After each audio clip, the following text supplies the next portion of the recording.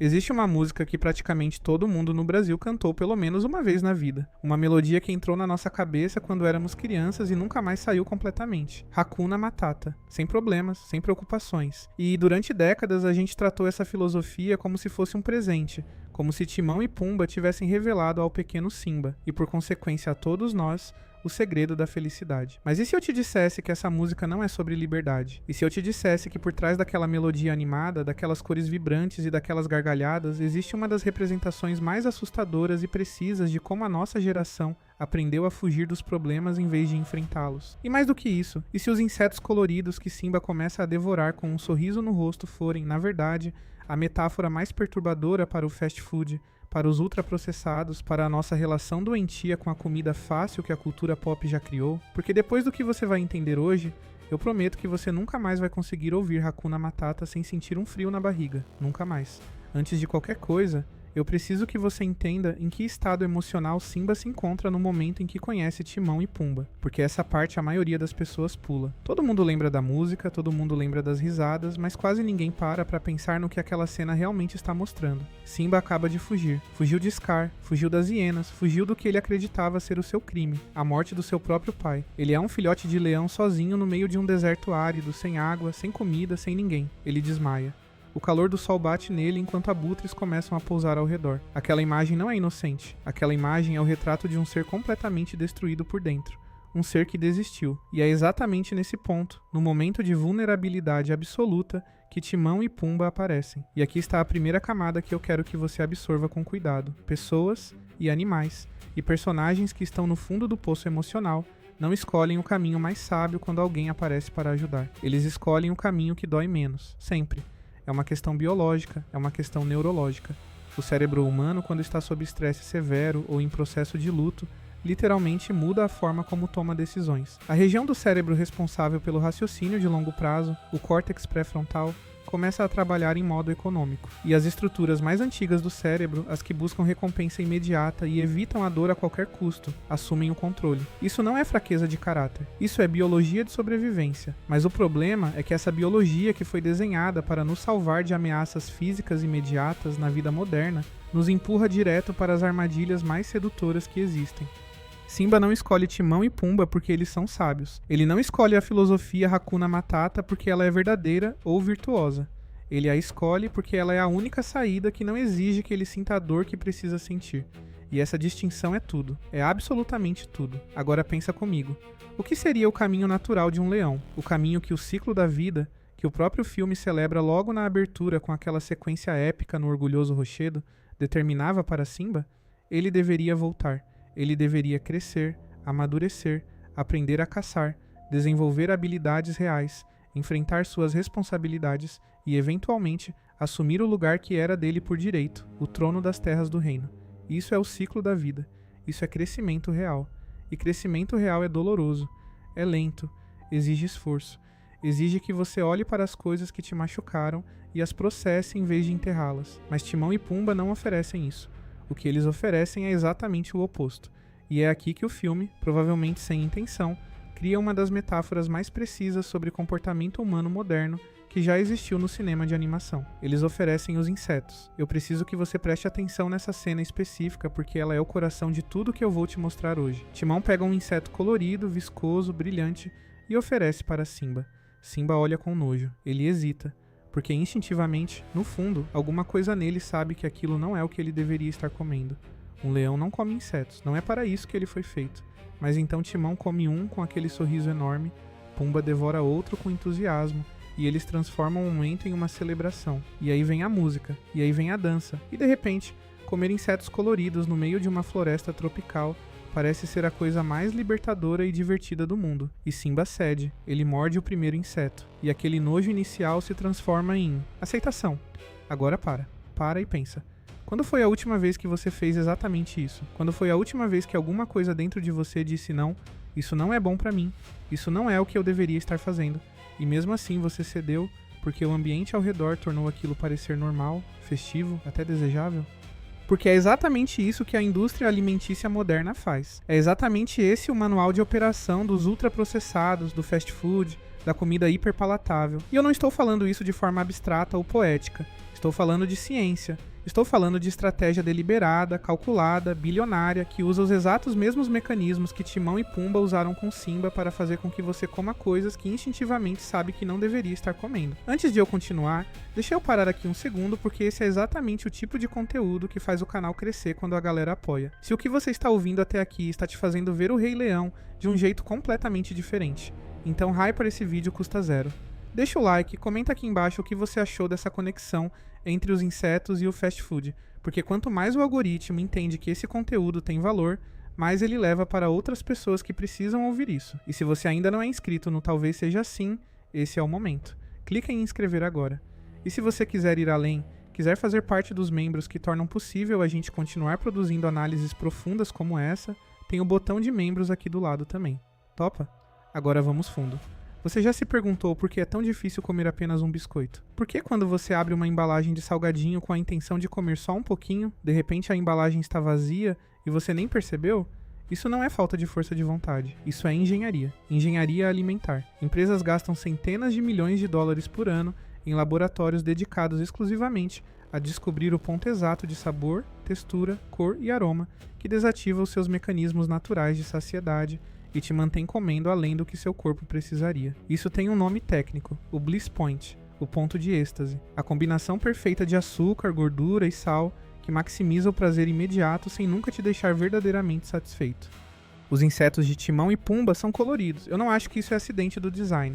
Eles são verde brilhante, roxo vibrante, laranja intenso, cores que não existem naturalmente no alimento de um predador do savana, cores que gritam novidade, recompensa, prazer, e eles estouram na boca com uma explosão de sabor. Simba os come com aquele som satisfatório, aquele crunch, e a câmera celebra cada mordida como se fosse um ato de libertação. A estética inteira da cena foi construída para associar aquela comida com alegria, com pertencimento, com leveza.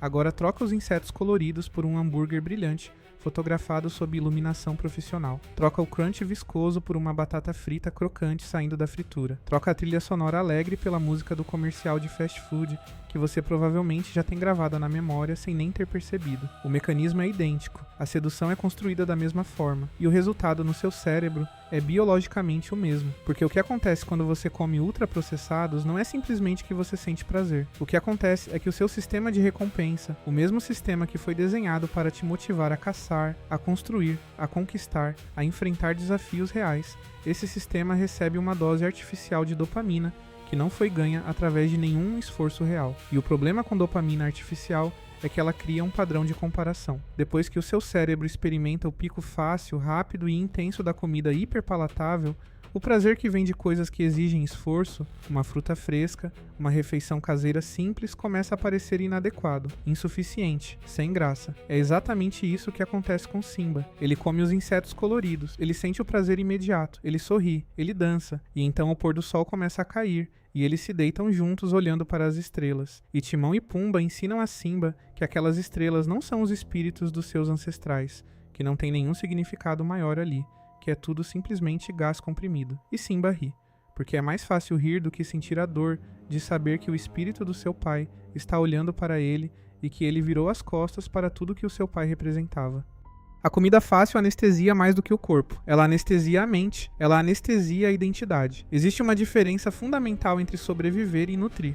E essa diferença é o que o filme mostra, de forma absolutamente brutal, quando o tempo passa e a gente vê Simba adolescente e depois Simba adulto. Fisicamente, ele cresceu. Ele é grande, musculoso, tem uma juba impressionante. Do ponto de vista biológico de sobrevivência pura, a dieta de insetos funcionou. Ele não morreu, ele chegou até a idade adulta. Mas presta atenção no que ele é como adulto. Ele não sabe caçar.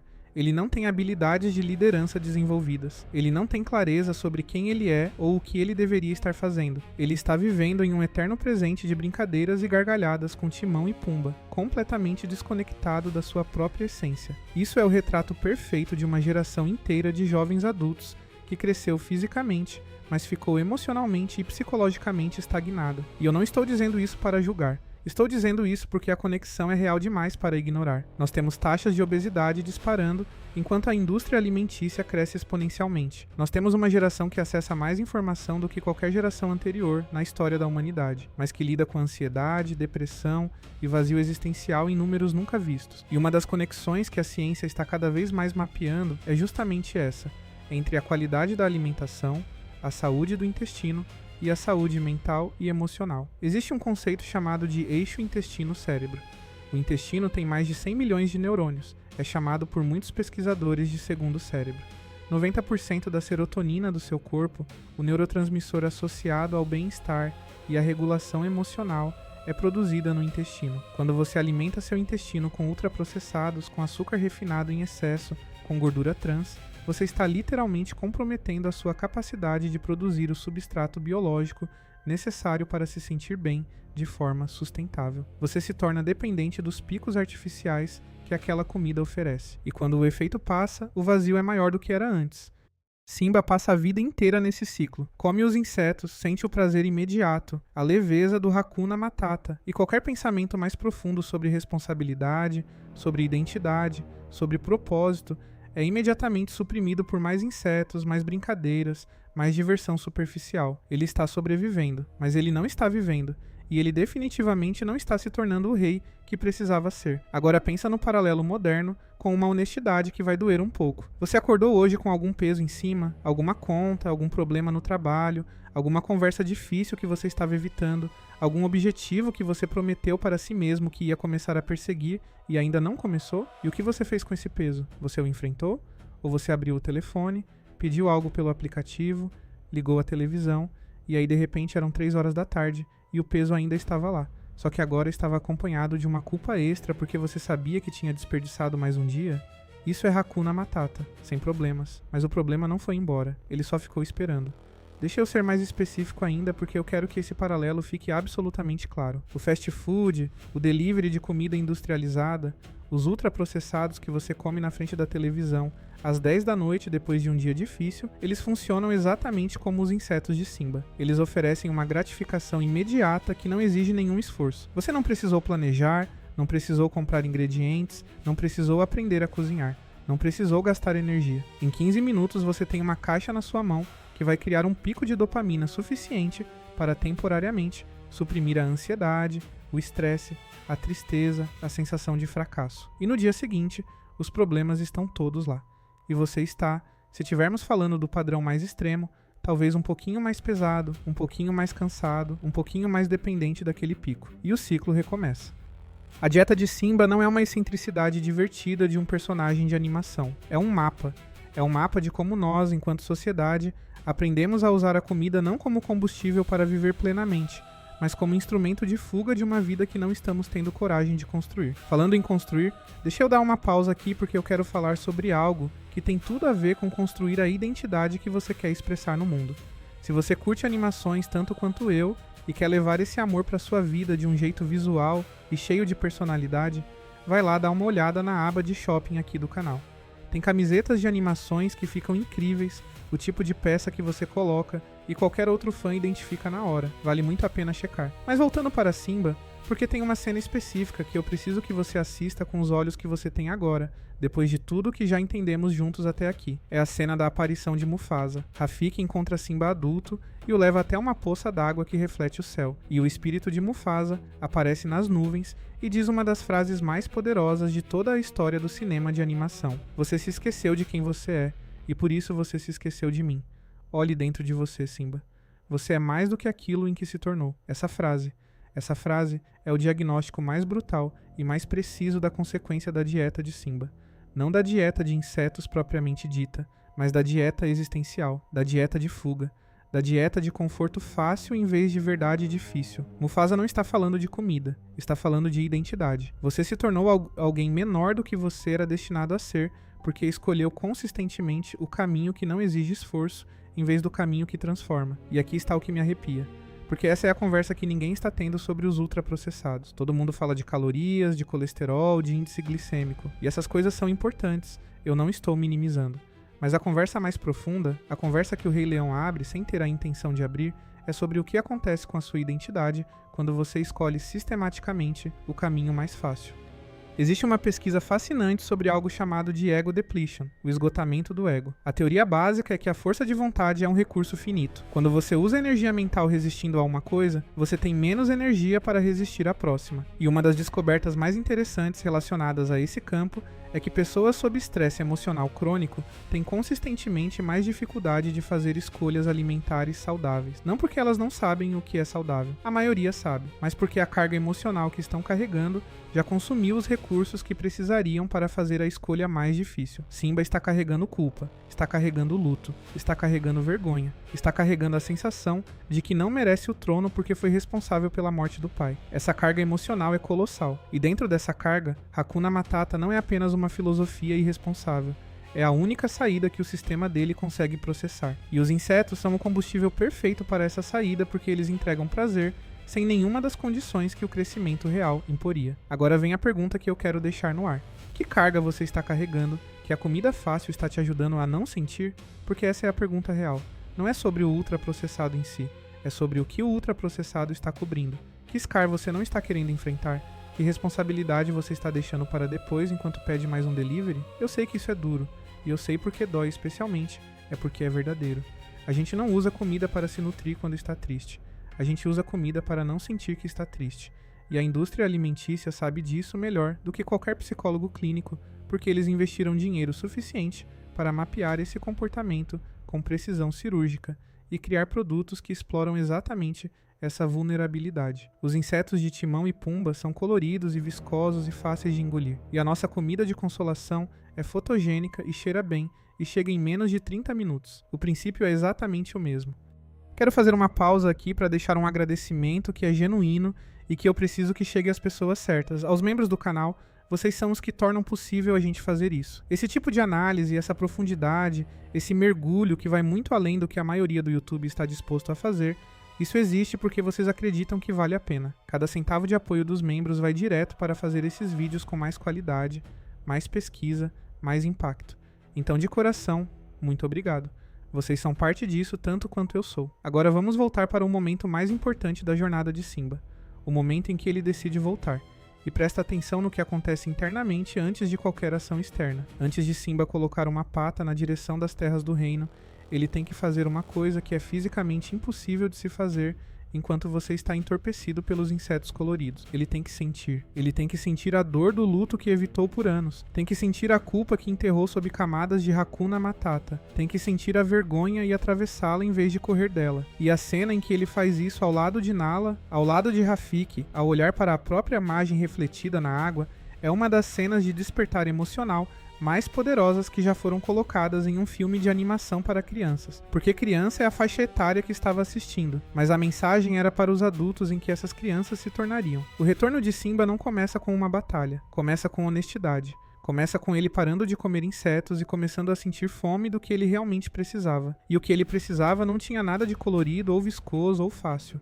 O que ele precisava era enfrentar Scar, enfrentar a verdade, enfrentar o peso de ser quem ele era. E eu quero trazer isso para a vida real de um jeito muito prático, porque a grande ilusão que a filosofia Hakuna Matata vende e que a indústria alimentícia vende junto é que o caminho mais fácil é o caminho da felicidade. Mas o que a neurociência, a psicologia e qualquer pessoa que já saiu de um período difícil e cresceu a partir dele vai te confirmar é que é exatamente o oposto. O caminho do conforto fácil é o caminho da estagnação. O caminho que parece mais difícil, que exige que você sinta o que está sentindo, que processe o que precisa ser processado, que faça as escolhas mais trabalhosas, esse é o único caminho que leva em algum lugar real.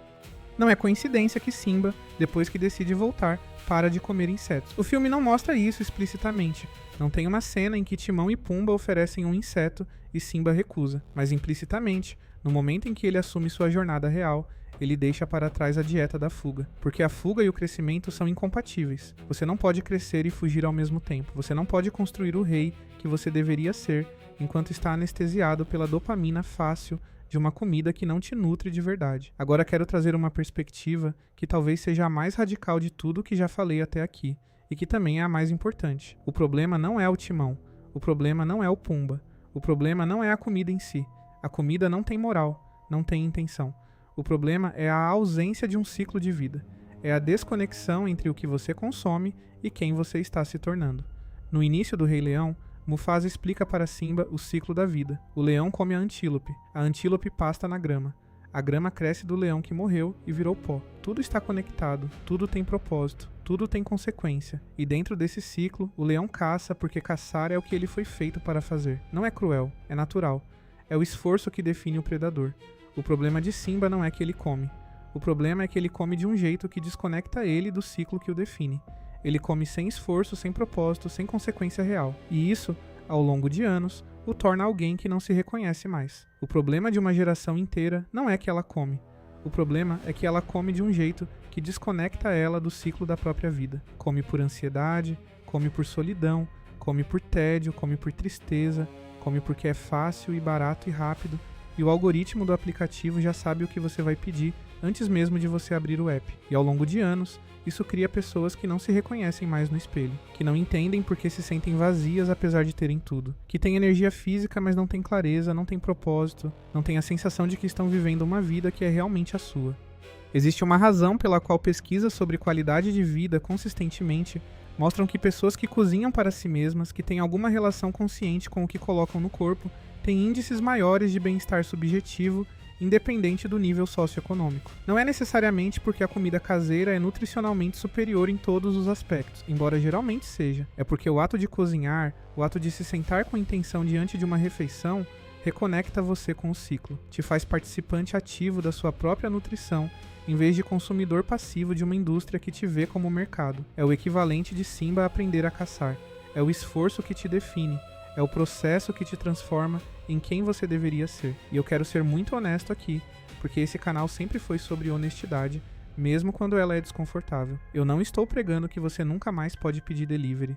Eu não estou dizendo que um hambúrguer vai destruir sua vida. Estou falando de padrão.